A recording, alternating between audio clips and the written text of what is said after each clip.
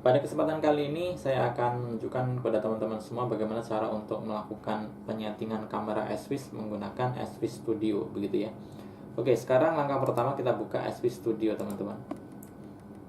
Oke, jadi teman-teman, kalau teman-teman lihat ya di sini. Di sini itu kalau misalkan kita cek ya, ini tidak ada eh, apa namanya untuk melakukan penyetingan gitu ya. Jadi kalau misalkan kita sudah masuk seperti ini ya, contoh di sini saya play ya. Ini tidak ada menu-menu yang kita gunakan untuk melakukan penyetingan, teman-teman. Jadi kalau misalkan kita cek di sini juga kita tidak bisa untuk melakukan penyetingan apa-apa gitu ya. Jadi hanya bisa melihat saja. Lalu bagaimana caranya supaya kita bisa melakukan penyetingan-penyetingan yang ada di kamera S-Vis begitu. Oke, ini kita keluar dulu ya. Kita keluar program dulu. Terus kemudian kita bisa masuk ke folder instalasinya si S-Vis ya. Jadi kalau misalkan seperti ini, kita coba cari S-Vis gitu ya. Nah, ini kita klik kanan, kemudian open file location. Oke, kalau nggak ketemu, kita bisa masuk ke C ya, program. Kemudian kita pilih program file, kita cari yang S-Vis Studio ya. Ini S-Vis Studio, kemudian kita masuk ke config. Nah, kemudian di app config ini kita copy ya. Kita copy, kemudian kita pindahkan ke desktop. Kita paste. Oke, setelah itu kita bisa cek di desktop ya. Ini ada. Kemudian kalau kita klik kanan, kemudian open with, kita pakai notepad ya. Oke, seperti ini. Nah, ini kalau kita perluas seperti ini tampilannya ya. Nah, sekarang kita masuk ke browser ya. Kita ketikkan ini svis.com.international ya. Kalau sudah, kita masuk ke support, kemudian pilih yang box ini. Kemudian kita cari advanced. Kita enter. Nah, di sini how to visit the advanced setting of S-Vis Studio. Nah, ini kita klik di sini. Nah, ini yang penting ini aja.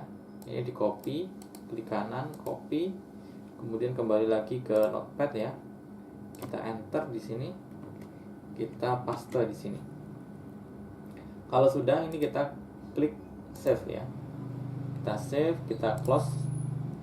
Ini juga kita kembali aja. Terus di sini kita klik kanan, copy lagi, teman-teman. Ini kita copy, kemudian kita masuk ke menu config tadi ya, kemudian kita paste di sini. Nah, ini kita pilih yang replace ya. Oke, kita replace. Nah, habis itu kita bisa masuk lagi ke S-Vis Studio-nya. Terus kita sekarang bisa klik di sini. Terus kita pilih yang all device ya. Nah, teman-teman, sekarang kita bisa ya, sudah ada pilihan network dan ada pilihan advance. Kalau misalkan di network, kita bisa rubah IP-nya. Kemudian kalau di advance, nah ini kita sudah bisa melakukan penyetingan di kamera S-Vis begitu. Jadi mulai dari general ya, penamaannya kita bisa namain gitu. Kita bisa cek di sini ya, override recordnya. Jadi bisa setting record, bisa setting waktu begitu. Terus ada sistem di sini, bisa untuk reboot ya. Kemudian reset default setting juga bisa dari sini ya. Kemudian export configuration ya.